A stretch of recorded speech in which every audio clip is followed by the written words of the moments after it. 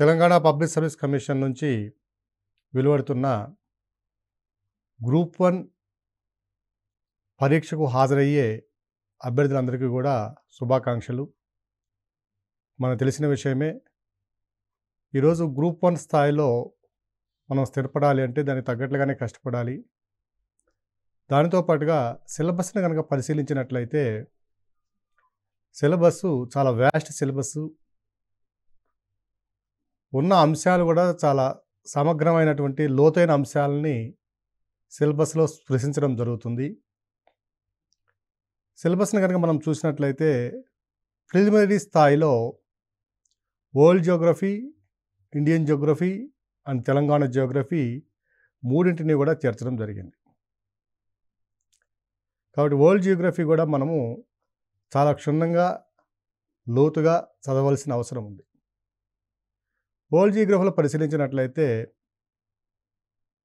Physical Geography and climatology అనేవి చాలా important రోల్ని పోషిస్తాయి. ఫిజికల్ జియోగ్రఫీ వచ్చేసరికి కాంటినెంట్స్, ఆ కాంటినెంట్స్లో ఖండాలలో ఉన్నటువంటి భౌగోళిక స్వరూపాలు, పర్వతాలు కానివ్వండి, కొండలు కానివ్వండి, తర్వాత నదీ వ్యవస్థ, అటవీ వ్యవస్థ, ఇవన్నీ కూడా క్షుణ్ణంగా చదవలసిన అవసరం ఉన్నది. ఇక ఇండియన్ జియోగ్రఫీకి వచ్చేసరికి ఫిజికల్ సెట్టింగ్ అంటే భౌగోళిక స్వరూపము, ఆ భౌగోళిక స్వరూపంలో ఉన్నటువంటి వివిధ రాష్ట్రాలు, వాటి యొక్క దానికి సంబంధించినటువంటి ప్రధానమైన అంశాలు.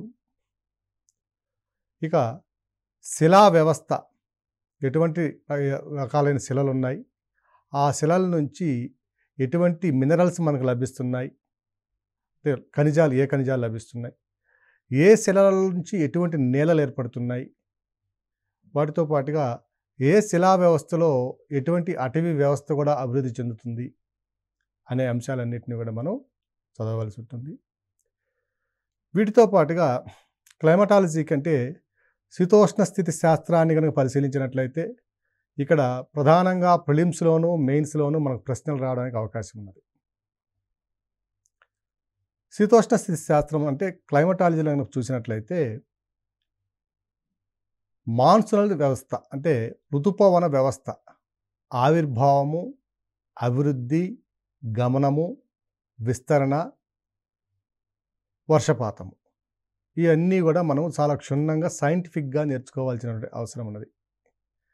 ప్రిలిమ్స్లోనూ దీని మీద ప్రశ్నలు వస్తాయి, అలాగే మెయిన్స్లో కూడా దీని మీద ఒక ప్రధానంగా ప్రశ్న రావడానికి అవకాశం ఉంది. మెయిన్స్ సిలబస్ని కనుక పరిశీలించినట్లయితే India physical setting, physiography, drainage అన్నాడు. ఇప్పుడే చెప్పుకున్నాం మనం. ఫిజికల్ సెట్టింగ్ అన్నప్పుడు భౌగోళికంగా విస్తరణ, అక్షాంశ రేఖాంశ పరంగా విస్తరణ, లాటిట్యూడినల్ అండ్ లాంగిట్యూడినల్ ఎక్స్టెన్షను, దానికి సంబంధించిన ప్రధానమైన ప్రశ్నలు మనం ప్రిలిమ్స్లో అనేక సందర్భాల్లో చూడడం జరిగింది. రేఖాంశాలకు సంబంధించి, అక్షాంశాలకు సంబంధించి ప్రిలిమ్స్లో అనేక సందర్భాల్లో అనేక ప్రశ్నలు రావడం జరిగింది. అక్కడ మనం పూర్తి స్థాయిలో మన దృష్టిని కేంద్రీకరించాలి. ఇక ఫిజికల్ సెట్టింగ్లో భౌగోళిక విస్తరణతో పాటుగా రాష్ట్రాల యొక్క ఆవిర్భావము, ఆ రాష్ట్రాల యొక్క భౌగోళిక స్వరూపాలు, ముఖ్యంగా తెలంగాణకు సంబంధించినటువంటి భౌగోళిక స్వరూపము, అది మన తెలంగాణ జియోగ్రఫీలో కూడా చదువుతాము. దాని తర్వాత ఫిజియోగ్రఫీ, నైసర్గిక స్వరూపము. నెక్స్ట్ డ్రైనేజ్ అన్నాడండి, అంటే నదీ వ్యవస్థ. ఏ నదీ వ్యవస్థ, భారతదేశంలో ఉన్న నదులన్నీ, ఆ నదులను ఎన్ని రకాలుగా వర్గీకరించాం, ప్రధానమైన నదులు ఓకేనా, ఆ ప్రధానమైన నదులన్నిటికీ సంబంధించినటువంటి ఉపనదులు, వాటితో పాటుగా వాటికి ఉన్నటువంటి ప్రాముఖ్యత, చారిత్రక ప్రాముఖ్యత కావచ్చు, భౌగోళిక ప్రాముఖ్యత కావచ్చు, లేదంటే ఎన్విరాన్మెంటల్ ఇంపార్టెన్స్ ఓకేనా, పర్యావరణ పరంగా ఆ నదులు ఎటువంటి పాత్రను పోషిస్తున్నాయి, ఎటువంటి ప్రాముఖ్యాన్ని కలిగి ఉన్నాయి, వీటితో పాటుగా తెలంగాణలో ఉన్నటువంటి నదీ వ్యవస్థ మీద ఉన్నటువంటి అన్ని డ్యాములను మనము గుర్తుపెట్టుకోవాల్సిన అవసరం ఉన్నది. ఇక ఇండియన్ జియోగ్రఫీ అన్నాం కాబట్టి ప్రధానంగా మహానది కావచ్చు, గోదావరి, కృష్ణ, మన గంగ, కావేరి, బ్రహ్మపుత్ర ఓకేనా, ఇలాంటి నదుల మీద ఉన్నటువంటి ప్రధానమైన అంశాలు, డ్యామ్స్ కానివ్వండి, లేదంటే భౌగోళికంగా దానికి ఉన్నటువంటి ప్రాముఖ్యత కానివ్వండి, లేదంటే పర్యావరణ పరంగా నదులకి, ఆ డ్యామ్స్‌కి ఉన్నటువంటి మధ్య సంబంధం గానివ్వండి, ఆ నదీ వ్యవస్థలో ఉన్నటువంటి అంతర్రాష్ట్ర సమస్యలు గానివ్వండి, వీటన్నిటి మీద కూడా మనము ప్రిలిమ్స్‌లో కాన్సంట్రేషన్ చేయవలసిన అవసరం ఉన్నది. ఇక డ్రైనేజ్ వ్యవస్థకు వచ్చేసరికి మెయిన్స్‌లో ఈ మధ్య మరలా నదీ అనుసంధానము అనేది మరలా ప్రాముఖ్యతను సంతరించుకుంటుంది. మన బడ్జెట్‌లో కూడా, ప్రసంగంలో కూడా దీని మీద ఒక చిన్న విషయం డిస్కషన్‌కి వచ్చింది. ఎప్పటినుంచో 2000 సంవత్సరం నుంచి 2002 సంవత్సరం నుంచి నదుల అనుసంధాన ప్రక్రియ చేపట్టాలి అనేటువంటి ఒక డిమాండు దక్షిణాది రాష్ట్రాల నుంచి రావడం అనేది ప్రధానంగా ఉంది. ముఖ్యంగా తెలంగాణ, ఆంధ్రప్రదేశ్ ఇలాంటి రాష్ట్రాల్లో ప్రధానంగా ఈ డిమాండ్లు ఉన్నాయి. ఈ నదీ వ్యవస్థకి సంబంధించినటువంటి మనకి ఒక ఎస్సేని కూడా తయారు చేసుకోవాల్సిన అవసరం ఉంది. నదుల అనుసంధానము మనకి జియోగ్రఫీలో మెయిన్స్‌లో ఎలా ఇంపార్టెంటో, ఎంత ప్రాముఖ్యత ఉన్నదో, అలాగే ఎస్సే పేపర్‌లో కూడా దీని మీద ఒక ఎస్సే అడగడానికి అవకాశం ఉన్నది. అభ్యర్థులు దీన్ని కూడా మనం గమనించాలి. ఇక డ్రైనేజ్ తర్వాత చూసినట్లయితే క్లైమేట్ అన్నాడండి.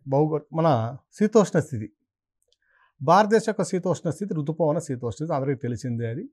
సో ఈ ఋతుపవనాల యొక్క ఆవిర్భావం, మాన్సూనల్ విండ్ సిస్టము ఏ విధంగా స్టార్ట్ అవుతుంది, ఏ విధంగా డెవలప్ అవుతుంది, ఓకేనా? ఆ డెవలప్ కావడానికి ఉన్న ప్రధానమైన అంశాలు ఏవి, ఇవన్నీ కూడా చాలా క్షుణ్ణంగా మనం చదవాలి. పోయిన 2016లోనో 2017 సంవత్సరంలో జరిగినటువంటి గ్రూప్ 2లో తెలంగాణ సంబంధించినటువంటి గ్రూప్ 2 ఎగ్జామ్లో ఈ మాన్సూన్స్ మీద ఒక క్లిష్టమైన ప్రశ్న కూడా అడగడం జరిగింది. భారతదేశంలో ఋతుపవన వ్యవస్థ అభివృద్ధి చెందడానికి క్రింది కారణాల్లో ఏవి కారణాలని అడగడం జరిగింది. అది ఆ ప్రశ్నను చూసినట్లయితే అది దాదాపుగా సివిల్స్లో అడిగేటువంటి స్థాయి, యూపీఎస్సీ నిర్వహించేటటువంటి ఐఏఎస్, ఐపీఎస్ ఎగ్జామ్స్లో నిర్వహించేటువంటి సివిల్స్లో, ప్రిలిమ్స్లో నిర్వహించే స్థాయిలో వచ్చినటువంటి ప్రశ్నలు కూడా మనము ఈరోజు మన సిలబస్లో చూస్తున్నాం. అంటే దీన్ని బట్టి మనం అర్థం చేసుకోవాల్సింది ఏమిటంటే, ఎంత క్షుణ్ణంగా, ఎంత లోతుగా మనం విషయాన్ని పరిశీలిస్తామో, నేర్చుకుంటామో, సమగ్రంగా నేర్చుకుంటామో, అప్పుడు మాత్రమే మనకి విజయావకాశాలు పుష్కలంగా ఉంటాయి. పైనే చదివినట్లయితే దానివల్ల ప్రయోజనం ఉండదు. కష్టమైతే ఎక్కువే ఉంటుంది, సిలబస్ అలా ఉంటుంది. కానీ ఒక ప్లాన్ ప్రకారం చదివినట్లయితే ఇవన్నీ కూడా పెద్ద పెద్ద విషయాలు ఏమి కాదు. ఇక మెకానిజం ఆఫ్ మాన్సూన్ అన్నాడు. అంటే ఋతుపవన వ్యవస్థలో ఉన్నటువంటి ఆవిర్భావ ప్రక్రియ, అభివృద్ధి చెందే ప్రక్రియ ఏ విధంగా ఉంది, ఆ విస్తరణ ఏ విధంగా జరుగుతున్నాయి. ఇది మెయిన్స్కి, ప్రిలిమ్స్కి రెండింటికి ఇంపార్టెంట్. దాని తరువాత effect of El Niño and La Nina అన్నారు. ఎఫెక్ట్ ఆఫ్ ఎల్నినో అనేది మనము తర్వాత దాని పూర్తి స్థాయిలో నేర్చుకుందాం. ఈ ఎల్నినో అనేది వరల్డ్ జియోగ్రఫీకి సంబంధించినటువంటి ప్రశ్న. లానినో కానివ్వండి, ఎల్నినో కానివ్వండి, ప్రపంచ భౌగోళిక శాస్త్రానికి సంబంధించిన ప్రశ్న. ఈ ఎల్నినో, లానినో తెలుసుకోవాలి అంటే మనకి ముందుగా ఋతుపవన వ్యవస్థ కంటే ముందుగా, ఋతుపవనాల ఆవిర్భావం కంటే ముందుగా ప్రపంచంలో ఉన్నటువంటి పవన వ్యవస్థను తెలుసుకోవాల్సిన అవసరం ఉంది. ప్రపంచంలో ఉన్నటువంటి పవన వ్యవస్థ, ప్రపంచ పవనాలు ఇలా ఉన్నాయి. 3 రకాల పవనాలు ఉన్నాయి. పర్మనెంట్ విండ్ సిస్టము, ఓకేనా? రెండవది సీజనల్ విండ్ సిస్టము, మూడవది లోకల్ విండ్ సిస్టమ్. ఈ విండ్ సిస్టమ్ గురించి తెలుసుకోవాలంటే, పవన వ్యవస్థను తెలుసుకోవాలంటే ముందుగా పీడనాన్ని, అంటే ప్రపంచవ్యాప్తంగా ఉన్నటువంటి అట్మాస్ఫిరిక్ ప్రెజర్ డిస్ట్రిబ్యూషన్ తెలుసుకోవాలి. కాబట్టి ఈ ఎల్నినో రాయాలన్నా, లానినో గురించి మనకు అర్థం కావాలన్నా, మాన్సూనల్ మెకానిజం, ఋతుపవన వ్యవస్థ యొక్క అభివృద్ధి కానీ దాని యొక్క మెకానిజం గురించి మనకు తెలియాలన్నా ముందుగా మనము ఈ పీడన వ్యవస్థ, దాని తరువాత దాని నుంచి వచ్చి ఆవిర్భించేటువంటి పవన వ్యవస్థని అర్థం చేసుకున్నప్పుడు మాత్రమే మనము మిగిలిన వాటిని మనం ఆన్సర్ చేయగలం, లేదంటే చేయలేమండి. ఇక్కడ ఎల్నినో, లానినోని ప్రధానంగా మనం ఒక పెద్ద ప్రశ్న, ఒక 10 మార్కుల ప్రశ్న రావడానికి అవకాశం ఉన్న ప్రశ్నగా మనం గమనించవచ్చు. మొదటిసారి సిలబస్ జరుగుతుంది కాబట్టి, సిలబస్ ఇవ్వడం జరిగింది కాబట్టి దీనిలో ప్రధానంగా మనకు వచ్చే అవకాశం ఉన్న ప్రశ్నలు కనుక ఈ టాపిక్లో చూసినట్లయితే ఒక 5-6 ప్రశ్నలు మనం ఎక్స్పెక్ట్ చేసుకొని దాన్ని మనం ప్రిపేర్ కావాల్సి వస్తుంది. ముందు డ్రైనేజ్ సిస్టమ్ చెప్పాం. భారతదేశంలో ఉన్నటువంటి నదీ వ్యవస్థలో నదుల అనుసంధానము లేదా నదుల యొక్క అంతర్రాష్ట్ర సమస్యల మీద కానివ్వండి ఒక ప్రశ్న ఇవ్వడానికి అవకాశం ఉంటుంది. రెండవది మెకానిజం ఆఫ్ మాన్సూన్ అంటే ఋతుపవన వ్యవస్థ యొక్క ఆవిర్భావం, అభివృద్ధి ఏ విధంగా జరుగుతుందో అనే ప్రశ్న రావడానికి అవకాశం ఉంది. భారతదేశ ఋతుపవన వ్యవస్థపై ఎల్నినో మరియు లానినోల యొక్క ప్రభావాన్ని అంచనా వేయండి అని అడగడానికి కూడా అవకాశం ఉంది. ఇక తర్వాత అంశానికి వచ్చినట్లయితే రెయిన్ఫాల్ వేరియబిలిటీ అన్నారండి. అంటే వర్షపాతంలో ఉన్నట్టు విచలనం, హెచ్చుతగ్గులు రావడం. ఇప్పుడు తెలంగాణ మొత్తం మీద చూసినట్టయితే ఒక సంవత్సరము అధిక వర్షపాతం ఉండొచ్చు, ఒక సంవత్సరం సాధారణ వర్షపాతం ఉండొచ్చు, మరొక సంవత్సరము కొంచెం వర్షపాతంలో తగ్గుదల కూడా సంభవించవచ్చు. ఈ వర్షపాతంలో హెచ్చుతగ్గులకి గల కారణాలు ఏమిటి? ఇది ప్రధానంగా రెయిన్ఫాల్ వేరియబిలిటీ అనేది తెలంగాణకు సంబంధించి కూడా అడగడానికి అవకాశం ఉంది. వాట్ ఈజ్ రెయిన్ఫాల్ వేరియబిలిటీ అంటే వర్షపాత విచలనం అంటే ఏమిటి? తెలంగాణలో వర్షపాత విచలనం యొక్క ప్రభావాన్ని అంచనా వేయండి అని అడగడానికి కూడా అవకాశం ఉంటుంది. వర్షపాతంలో విచలనం అధికంగా ఉంటే అంటే అధిక వర్షపాతం వచ్చిందంటే దాన్ని ఫ్లడ్స్ కిందగా మనం దారితీస్తున్నాం, అంటే వరదలు సంభవిస్తాయి. వర్షపాతం తగ్గుదల ఉన్నట్లయితే దాన్ని వల్ల డ్రాట్స్ అంటే కరువు, దుర్భిక్షము లాంటి పరిస్థితులు ఏర్పడడానికి అవకాశం ఉన్నది. సో ఇది ఇక్కడ మెయిన్స్ పాయింట్ ఆఫ్ వ్యూలో. ఇక మెయిన్స్ పాయింట్ ఆఫ్ వ్యూలో సిలబస్ని చూస్తున్నాము. నెక్స్ట్ ఫస్ట్ యూనిట్లోనే సాయిల్స్ అన్నాడండి, నేలలు. భారతదేశంలో ఎన్ని రకాల నేలలు? Indian Council of Agricultural Research 1953లో భారతదేశంలో 8 రకాల నేలలను గుర్తించడం జరిగింది. ఆ నేలలు ఏ విధంగా ఉన్నాయి, వాటి యొక్క లక్షణాలు ఏమిటి? దీంట్లో కూడా ప్రిలిమ్స్ పాయింట్ ఆఫ్ వ్యూలోను, మెయిన్స్ పాయింట్ ఆఫ్ వ్యూలోను ఇక్కడ కూడా మీకు కొంత ప్రాముఖ్యత ఉన్నది. ఎక్కువగా ప్రిలిమ్స్లో దీని మీద ప్రశ్నలు రావడానికి అవకాశం ఉంటుంది. ఏ నేలల్లో ఇప్పటివరకు అడిగినటువంటి గత ఎగ్జామ్స్లో అడిగినటువంటి సందర్భాలను కనుక మనం పరిశీలించినట్లయితే ఏ నెలల్లో ఏ మూలకాల యొక్క ప్రాముఖ్యత ఎక్కువగా ఉంది అంటే నల్లరేగడి నెల తీసుకున్నాం, దాంట్లో నైట్రోజన్ ఎక్కువ ఉంటుందా, కాల్షియం ఎక్కువ ఉంటుందా, మెగ్నీషియం ఎక్కువ ఉంటుందా, లేదంటే ఏదైనా తక్కువ ఉన్నాయి, ఏ మూలకాలు తక్కువ ఉన్నాయి, అలాంటి సందర్భాల్లోనూ, లేదంటే నేలల విస్తరణ, తెలంగాణలో ఉన్నటువంటి నేలల విస్తరణ కానివ్వండి, భారతదేశం మొత్తం మీద ఉన్న నేలల విస్తరణ కానీ, ఏ రాష్ట్రంలో ఏ నెలలు ఎక్కువగా ఉన్నాయి, వాటి యొక్క ప్రాముఖ్యత ఏమిటి, అలాగే నేలలో ఎదుర్కొంటున్న సమస్యలు, problems facing by the soils, ఇది కూడా చాలా ప్రధానమైనటువంటి ప్రశ్న. ఈరోజు చూస్తున్నాం, దుర్భిక్షం వచ్చినా, కరువు వచ్చినా నేలలు ప్రధానంగా ఎఫెక్ట్ అవుతూనే ఉంటాయి, దాని యొక్క ప్రభావం పడుతుంది. కరువులు వచ్చాయంటే పైన ఉన్నటువంటి ఆ లేయర్స్ అన్నీ కూడా పొడి పొడిగా మారడం, దాంట్లో ఉన్నటువంటి ప్రధానమైన మూలకాలు ఏవైతే ఉన్నాయో అవి ఏలియన్ యాక్షన్స్ అంటే క్రమక్షయ గురి కావడము, అంటే గాలి ద్వారా, పవన వ్యవస్థ ద్వారా సంభవించే క్రమక్షయానికి గురి కావడము, ఇలాంటి సందర్భాలు చూస్తున్నాం. అలాగే వరదలు వచ్చినా కూడా పైన ఉన్న లేయర్స్ అన్నీ కూడా నీటి ప్రవాహం వల్ల క్రమక్షయానికి గురి కావడం, మేట వేయడం, ఇలాంటి సమస్యలు ఉన్నాయి.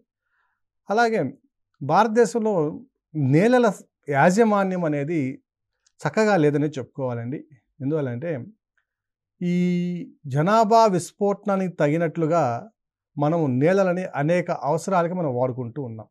కొన్ని సందర్భాల్లో ఫెర్టైల్ సాయిల్స్ని అంటే మంచి సత్తు ఉన్నటువంటి ఫెర్టైల్ సాయిల్స్ ఏవైతే ఉన్నాయో వాటిని మనము అనేక సందర్భాల్లో ఇండస్ట్రీస్కి కానివ్వండి, లేదంటే రియల్ ఎస్టేట్లో హౌస్ హోల్డ్ పర్పసెస్ కానివ్వండి, ఇలా వాడుకోవడం అనేది జరుగుతూ ఉంది. సో ఈ విధంగా కూడా కొన్ని విలువైనటువంటి నేలల్ని మనం కోల్పోతూ ఉన్నాం.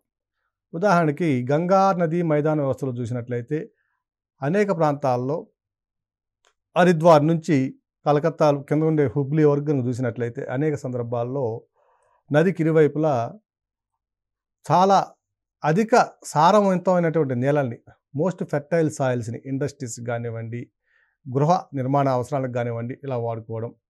అలాగే తెలంగాణ కానివ్వండి, ఆంధ్రప్రదేశ్ కానివ్వండి, కొన్ని రాష్ట్రాల్లో ఈ సారవంతమైన నేలను మనం కోల్పోవడం జరుగుతుంది. అంటే భారతదేశం మొత్తం మీద నేలలు చాలా సమస్యలు ఎదుర్కొంటున్నాయి. అది కరువు వల్ల కావచ్చు, వరద వల్ల కావచ్చు, మనం జీవన విధానానికి తగినటువంటి అవసరాలకు అనుగుణంగాను అయినా కావచ్చు. ఇలాంటి సందర్భాల్లో నేలలు ఎదుర్కొంటున్న సమస్యలు ఏమిటి, భారతదేశం తీసుకున్న చర్యలు ఏమిటి అనేవి కూడా మనకి చాలా ఇంపార్టెంట్ ఇక్కడ.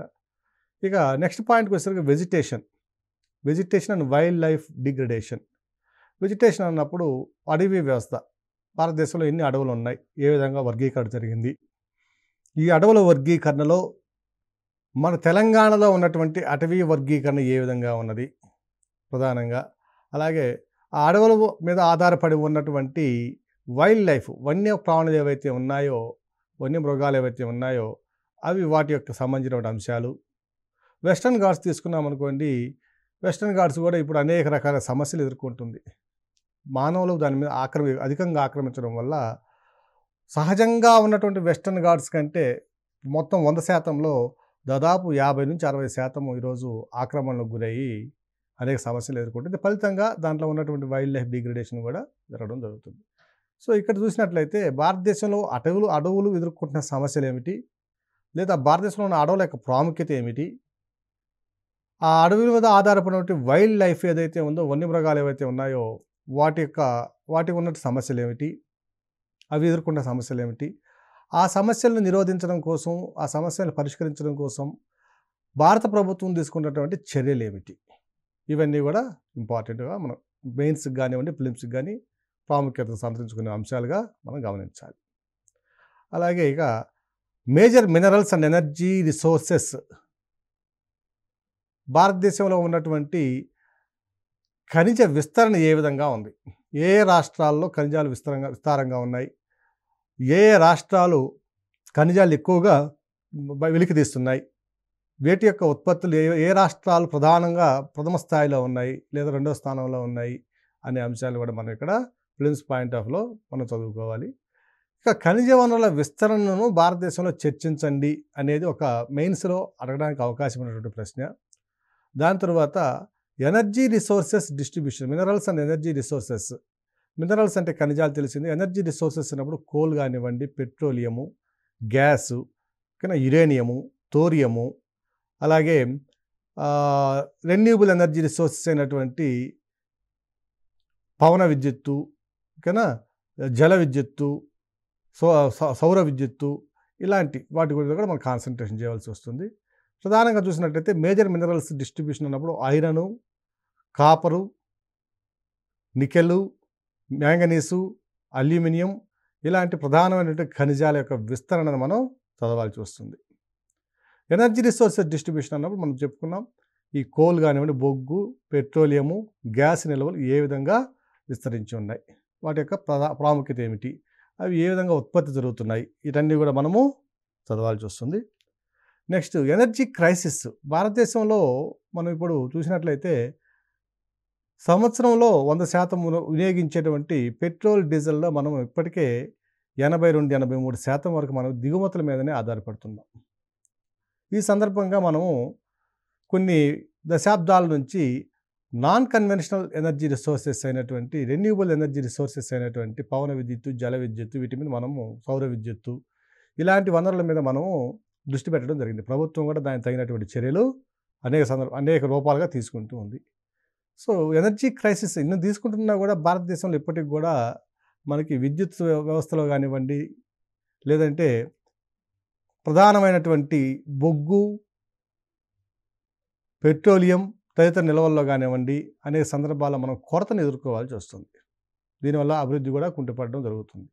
సో భారతదేశంలో ఎనర్జీ క్రైసిస్కి అంటే శక్తి వనరుల్లో ఉన్నటువంటి లభ్యతలో ఉన్నటువంటి లోపాలకి గల కారణాలు ఏమిటి, వాళ్ళని ఏ విధంగా భారత ప్రభుత్వం ఎదుర్కొంటుంది, ఏ విధంగా ఆ సమస్యని మనం పరిష్కరించుకుంటున్నాం, ఏ చర్యలు తీసుకుంటున్నాం, భారత ప్రభుత్వం తీసుకున్న చర్యలు ఏమిటి, అందులో ప్రధానంగా ఈ సోలార్ పవర్ సంబంధించిన కానివ్వండి, విండ్ పవర్ సంబంధించిన కానివ్వండి, వాటి యొక్క టార్గెట్స్ ఏమిటి, అవన్నీ అంటే వాటి యొక్క లక్ష్యాలు ఏమిటి, ఆ మిషన్లు ఎప్పుడు ప్రారంభించాము, సోలార్ మిషన్ కానివ్వండి, విండ్ పవర్ మిషన్ కానివ్వండి, ఇలాంటివి మనం ఏ మిషన్లు ఉన్నాయి, వాటి ద్వారా మనం ఎంతెంత విద్యుత్తుని మనం ఉత్పత్తి చేస్తున్నాం, కానీ ఎంతెంత శక్తి వనరులను మనం పోగు చేసుకుంటున్నాం, ఇలాంటివి అన్నీ కూడా మనం చదవలసిన అవసరం ఉంది. ఇక భారతదేశంలో ఉన్నటువంటి మెరైన్ రిసోర్సెస్, ఇప్పుడు నదీ తీరరేఖను చూసినట్లయితే, సముద్ర తీరరేఖను కనుక చూసినట్లయితే దాదాపు 7,516 కిలోమీటర్ల తీరరేఖ ఉన్నది. 7,000 చిల్లర పైగా ఉన్నటువంటి తీరరేఖను కలిగి ఉన్నటువంటి దేశంగా మనము చాలా ఉన్నత స్థితిలో ఉన్నాం.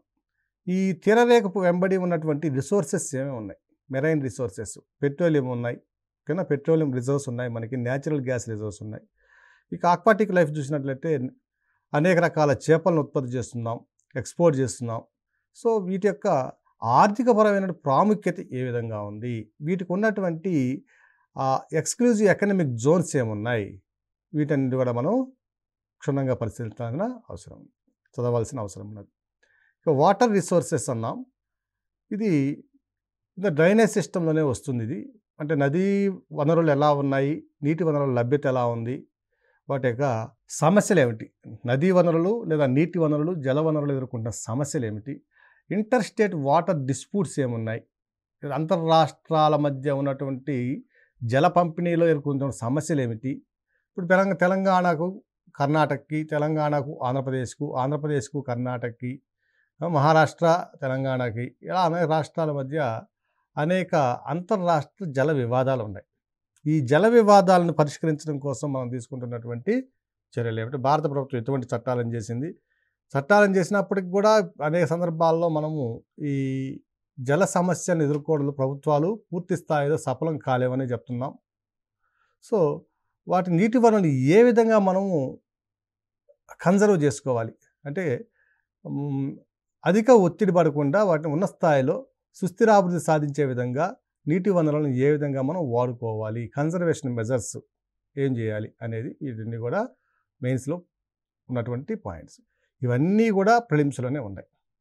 ఇంతకుముందు చెప్పుకున్నాం ప్రిలిమ్స్లో వరల్డ్ జాగ్రఫీ అని చెప్పాడు కాబట్టి ఆ వరల్డ్ జాగ్రఫీలో మనము కాంటినెంట్స్ చదవాలి, తర్వాత క్లైమేట్ చదవాలి, తర్వాత మిగిలిన ఇంకా భౌగోళిక అంశాలు, సామాజిక అంశాలు ఇవన్నీ కూడా చదవాలి.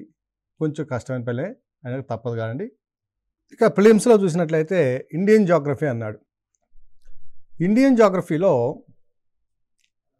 మళ్ళా ఇండియా ఫిజికల్ సెట్టింగు, ఫిజియోగ్రఫీ అంటే భౌగోళిక స్వరూపాలు, ఓకేనా, భౌగోళిక నిర్మాణము, వీటితో పాటుగా శిలా వ్యవస్థ, నదీ వ్యవస్థ, ఋతుపవన వ్యవస్థ, దాంతో పాటుగా అడవులు, ఖనిజాలు, పరిశ్రమలు, దానికి సంబంధించినటువంటి అంశాలు, తర్వాత అవస్థాపన సౌకర్యాలు, రోడ్సు, రైల్వేసు, ఇవన్నీ కూడా సిలబస్లో ఉంటాయి. అలాగే డెమోగ్రఫీ, జనాభా పరమైన అంశాలు కూడా ఈ ప్రిలిమ్స్లోనూ ఉంటాయి, మెయిన్స్లోనూ ఉంటాయి. సో ప్రిలిమ్స్ మెయిన్స్ వేరువేరుగా చదవకుండా రెండింటినీ కంబైన్ చదువుకొని మెయిన్స్లో లేని అంశాలు ఏమైనా ఉంటే ప్రిలిమ్స్లో వాటిని సపరేట్గా చదువుకోవాల్సినటువంటి అవసరం ఉన్నది. సో ఇప్పుడు మెయిన్స్లో మనము ఫస్ట్ టాపిక్ని చూసాం, ఇండియా ఫిజికల్ సెట్టింగు. వీటిలో ప్రధానమైన ప్రశ్నలు కూడా మనం చర్చించుకోవడం జరిగింది. మరొకసారి చూసినట్లయితే దీంట్లో ప్రధానంగా అడగడానికి అవకాశం ఉన్నటువంటి మెయిన్స్ పాయింట్ ఆఫ్ వ్యూలో ఎగ్జామ్లో రావడానికి అవకాశం ఉన్న ప్రశ్నలను కనుక మనం పరిశీలించినట్లయితే భారతదేశంలో ఋతుపవన వ్యవస్థ ఆవిర్భావము, అభివృద్ధి చర్చించండి. రెండవ ప్రశ్న, భారతదేశంలో ఋతుపవన వ్యవస్థపై ఎల్నినో మరియు లానినోల ప్రభావం అంచనా వేయండి. మూడవ ప్రశ్న చూసినట్లయితే భారతదేశంలో కరువులు, వరదలు సంభవించడానికి గల కారణాలు ఏమిటి. ఇక మరొక ప్రశ్నను చూసినట్లయితే నెక్స్ట్, భారతదేశంలో వన్యమృగ సంరక్షణకు తీసుకుంటున్న చర్యలను చర్చించండి. ఇవి ఎక్కువగా అడగడానికి అవకాశం ఉంది.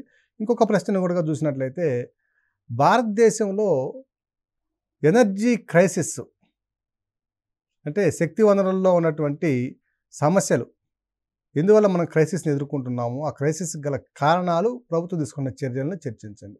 What could be the main reasons for the energy crisis in India and what were the measures taken by the Indian government, discuss అనడానికి అవకాశం కూడా ఉంటుంది. ఇవి ప్రధానంగా మనం మొదటి యూనిట్లు చదవవలసినటువంటి అంశాలు. వీటితో పాటుగా ఇంతకుముందే చెప్పుకున్నాం, అంతర్రాష్ట్ర నదీ సమస్యల మీద కూడా మనకి ప్రశ్న అడగడానికి అవకాశం ఉంది. లేదా నదుల అనుసంధానము అంతర్రాష్ట్ర సమస్యలు పెంచుతుందా, తగ్గిస్తుందా, అంచనా వేయండి అనడానికి కూడా అవకాశం ఉంటుంది. ఇక రెండవ యూనిట్ మెయిన్స్లో కనుక చూసినట్లయితే అగ్రికల్చర్ అండ్ ఇరిగేషన్ అంటే నీటిపారుదల వ్యవస్థ, దాని మీద ఆధారపడి ఉన్నటువంటి వ్యవసాయం. దీంట్లో అంశాలు చూసినట్లయితే మేజర్ ఫుడ్ క్రాప్స్ అంటే ఆహార పంటల్లో ప్రధానమైనవి, ఆహారేతర పంటల్లో ప్రధానమైనవి, వీటి యొక్క విస్తరణ, ఆహార పంటలు చూసినట్లయితే వరి, గోధుమ, ఇది మిగిలినవి.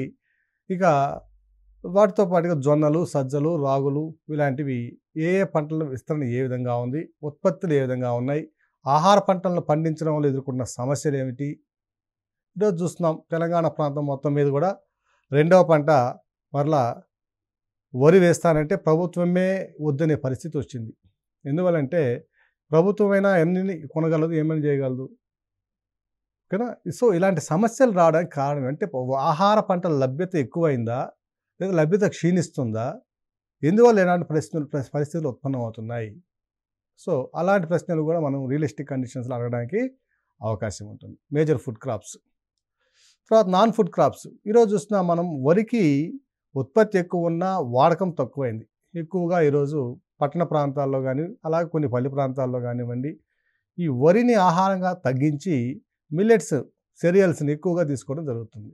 రాగులు, జొన్నలు, సజ్జలు, అరికెలు ఓకేనా, ఇలాంటి ఊదలు ఇలాంటి వాటి మీద ప్రధానంగా దృష్టి కేంద్రీకరించడం జరుగుతుంది. ఆహారం లభ్యత ఎక్కువ ఉన్నప్పటికీ మనం వరిని ఆహారంగా తీసుకోకుండా కొన్ని ఈ రాగులు, జొన్నలు, సజ్జలు లాంటివి మనము తీసుకోవడంలో కారణం ఏమిటి? అందుకే దీనివల్ల ఏమైనా భవిష్యత్తులో ఆహార పంటల అంటే ప్రధానమైన ఆహార పంటలు ఏవైతే ఉన్నాయో వాటి మీద ప్రభావం ఏ విధంగా ఉంటుంది? మేజర్ ఫుడ్ క్రాప్స్ అన్నప్పుడు ప్రధానమైన ఆహార పంటలైనటువంటి వరి, గోధుమల మీద ప్రభావం ఏ విధంగా ఉంటుంది? తర్వాత agro climatic regions.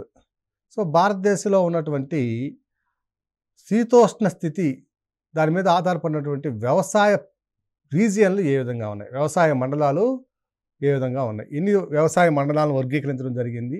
Agro climatic regions ఎన్ని ఉన్నాయి, వాటి ప్రధాన సంబంధించినటువంటి వాటిలో ఏ పంటలు ఎక్కడెక్కడ పండిస్తున్నాం, తెలంగాణలో ఉన్నటువంటి ఆగ్రో క్లైమాటిక్ రీజియన్స్ మీద మనం కాన్సన్ట్రేట్ చేయాల్సిన అవసరం కూడా ఇక్కడ ఉన్నది. సో వివిధ వ్యవసాయ శీతోష్ణ స్థితి మండలాలని మనము పూర్తి స్థాయిలో చదవాలి. ఇక మళ్ళీ నెక్స్ట్ అంశానికి వచ్చినట్లయితే గ్రీన్ రెవల్యూషన్ అన్నాడు. సో మనం ఎప్పుడో చూసాం 1970s ప్రారంభమైనటువంటి హరిత విప్లవం ఒక భారతదేశాన్ని ఒక స్థాయికి తీసుకెళ్ళింది. ఆహార ఉత్పత్తుల్ని దిగుమతి చేసుకునేటువంటి పరిస్థితి నుంచి ఆహార ఉత్పత్తులు ఎగుమతి చేసి కానీ ప్రపంచవ్యాప్తంగా కూడా అనతి కాలంలోనే అతిపెద్ద దేశంగా ఆహార పంటలు పండించే అతిపెద్ద దేశాలు ఒక దేశంగా మనం స్థానాన్ని ఆక్రమించాం. అయితే ఈ గ్రీన్ రెవల్యూషన్ అనేది ఆహార ఉత్పత్తులను పెంచినప్పటికీ అనేక నెగటివ్ పాయింట్స్ని కూడా మనకి చూపించింది. సో గ్రీన్ రెవల్యూషన్లో ఉన్నటువంటి ప్రధానమైన అంశం ఏమిటంటే ఎరువులను ఎక్కువగా వాడడం, పురుగు మందులను ఎక్కువగా పిచికారీ చేయడం ఓకేనా. అలాగే అన్ని ప్రాంతాల్లో ఉన్నటువంటి వ్యర్థ భూములకు నీటి సదుపాయాలను కల్పించి వాటి ద్వారా మనము అధిక ఉత్పత్తిని సాధించడం అనే అంశం మీద ప్రారంభమైనటువంటి గ్రీన్ రెవల్యూషను అనేక సమస్యలను కూడా సృష్టించింది. ముఖ్యంగా పర్యావరణమైన సమస్యలు. ఈ మందుల పిచికారీ వల్ల ఏమైందంటే అనేక రకాలైనటువంటి జీవజాతులు అంతరించిపోయాయి, కొన్ని అంతరించిపోవడానికి సిద్ధంగా ఉన్నాయి. సో ఇటువంటి పరిస్థితుల్లో గ్రీన్ రెవల్యూషన్ ఇంకా కొనసాగించవలసిన అవసరం ఉన్నదా, లేదా మరొక గ్రీన్ రెవల్యూషన్ తీసుకురావాలనా అనేది కూడా మనకి ప్రధానమైన అంశం. సహజ సిద్ధమైనటువంటి సాంప్రదాయ పద్ధతుల ద్వారా మరలా వ్యవసాయాన్ని కొనసాగించడానికి మనం అనేక ప్రయత్నాలు చేస్తున్నాం ఓకేనా.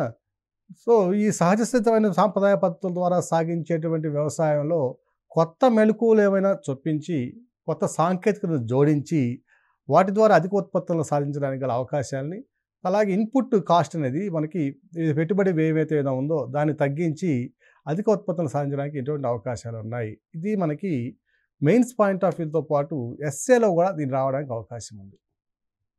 సాంప్రదాయబద్ధమైనటువంటి సాంప్రదాయబద్ధమైన వ్యవసాయాన్ని మరలా మనం కొనసాగించవలసిన అవసరం ఉందా? ఈరోజు చూస్తున్నాం పురుగు మందులు లేనటువంటి పంటల్ని, వాటికి ఉన్నటువంటి ఆ ఎరువులు, కృత్రిమ ఎరువులు వాడనివి, పురుగు మందులు వాడనివి ఉన్నటువంటి పంటలకి ఎంతో గిరాకీ ఉండడం, డిమాండ్ ఉండడం మనం గమనిస్తున్నాం. సో ఈ విధంగా చేయడం వల్ల భారతదేశంలో ఎటువంటి మార్పులు రావడానికి అవకాశం ఉంది. అలాగే రీసెంట్ ట్రెండ్స్ ఇన్ అగ్రికల్చర్ అన్నాడు. ఎటువంటి ఆధునిక వ్యవసాయ పద్ధతుల్ని లేదా కొత్తగా మనం ఎటువంటి పద్ధతుల్ని మనం దీనిలో జోడిస్తున్నాం అనేది కూడా మనం ఇక్కడ డిస్కస్ చేయవలసిన అవసరం ఉంది. ఇక నెక్స్ట్ పాయింట్కి వచ్చేసరికి major irrigation projects and command area development అన్నారు. మేజర్ ఇరిగేషన్ ప్రాజెక్ట్స్ చూసినట్లయితే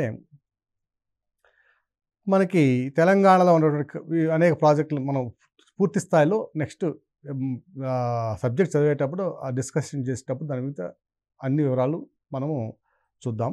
మేజర్ ఇరిగేషన్ ప్రాజెక్ట్ అన్నప్పుడు దీని మీద తెలంగాణలో ఉన్నటువంటి ప్రాజెక్టుల మీదనే ఒక ప్రశ్న ఇవ్వడానికి అవకాశం ఉంది ఇక్కడ. అలాగే భారతదేశంలో ఉన్నటువంటి మేజర్ ఇరిగేషన్ ప్రాజెక్ట్స్ ఏమేమి ఉన్నాయి, అతిపెద్ద డ్యామ్లు ఏమున్నాయి, ఏ ఏ రాష్ట్రాలకు నీటి వనరులు సమకూరుస్తున్నాయి, ఇవన్నీ కూడా మనం డ్రైనేజ్ సిస్టంలో చదువుదాం. ఇక మేజర్ ఇరిగేషన్ ప్రాజెక్ట్స్ వల్ల ఎదుర్కొన్న సమస్యలు ఏమిటి? ఇరిగేషన్ ప్రాజెక్టులు కడుతున్నాం, నీటిని నిల్వ చేస్తున్నాం. ఓకే, ఆ నీటిని నిల్వ చేయడం వల్ల అనేక సమస్యలు ఉన్నాయి. ఏం సమస్యలు అంటే, ఒకప్పుడు నాగార్జున సాగర్ ప్రాజెక్ట్ని కనుక తీసుకున్నట్లయితే దాన్ని కన్స్ట్రక్షన్ చేసే టైంలో 1960స్లో దాని కన్స్ట్రక్షన్ కంప్లీట్ అయినప్పుడు 408 టీఎంసీల సామర్థ్యంతో నిర్మించినటువంటి నాగార్జున సాగర్ ప్రాజెక్టు ఈరోజు దాని యొక్క కెపాసిటీ కేవలం 50 నుంచి 60 సంవత్సరాల మధ్యకాలంలోనే 348, 345 టీఎంసీలకు పడిపోవడం జరిగింది. అంటే సిల్టింగ్ ఎక్కువ అవుతుంది. ఆ నదీ పరివాహక వ్యవస్థలో ఉన్నటువంటి ఆ నీటి నిల్వ చేసే సామర్థ్యం తగ్గిపోతూ ఉంది. సో ఈ విధంగా తగ్గిపోవడానికి గల కారణాలు ఏంటి? ఇలా తగ్గిపోతూ ఉంటే భవిష్యత్తులో ఎంత నీరుని మనం అక్కడ నిల్వ చేయగలము? అంటే ఇరిగేషన్ ప్రాజెక్ట్స్ ఇప్పుడు 50 సంవత్సరాల్లో ఒక 50 టీఎంసీల నీరు సామర్థ్యం కోల్పోతే మరో 50 సంవత్సరాల్లో ఇంకొక 56 టీఎంసీల నీటి సామర్థ్యాన్ని నిల్వ చేసే సామర్థ్యాన్ని కోల్పోయే అవకాశాలు ఉన్నాయి. సో ఇటువంటి ఇలా కట్టుకుంటూ ఉన్నటువంటి ప్రాజెక్టుల వల్ల భవిష్యత్తులో మనకి ఉపయోగం ఉందా లేదా అనేది కూడా ప్రధానమైనటువంటి అంశంగా మనం గమనించాలి. సో ఇరిగేషన్ ప్రాజెక్ట్స్, నీటిపారుదల ప్రాజెక్టులు ఏవైతే ఉన్నాయో అవి ఎదుర్కొంటున్న సమస్యలు ఏమిటి, వాటి ద్వారా పర్యావరణానికి ఉన్న సమస్యలు ఏమిటి, వాటి ద్వారా భారతదేశ ఆర్థిక వ్యవస్థపై కానివ్వండి, ఆయా రాష్ట్రాల యొక్క ఆర్థిక వ్యవస్థలపై కానివ్వండి ఎటువంటి భారం పడుతుంది. ఉదాహరణ కాళేశ్వరం ప్రాజెక్టు చూసినట్లయితే ఒక మంత్ పవర్ ట్రైల్ వేసినందుకే ఆ మోటార్స్ని రన్ చేసినందుకే పవర్ బిల్లు కొన్ని కోట్ల రూపాయలు రావడం అనేది జరిగింది. సో మేజర్ ఇరిగేషన్ ప్రాజెక్ట్స్ దాంతోపాటుగా command area development CAD programme, వీటి మీద కూడా మనం ఒకసారి దృష్టి సారించవలసిన అవసరం ఉంది. నెక్స్ట్ 3వ లెసన్ని నెక్స్ట్ ఎపిసోడ్లో చూద్దాం.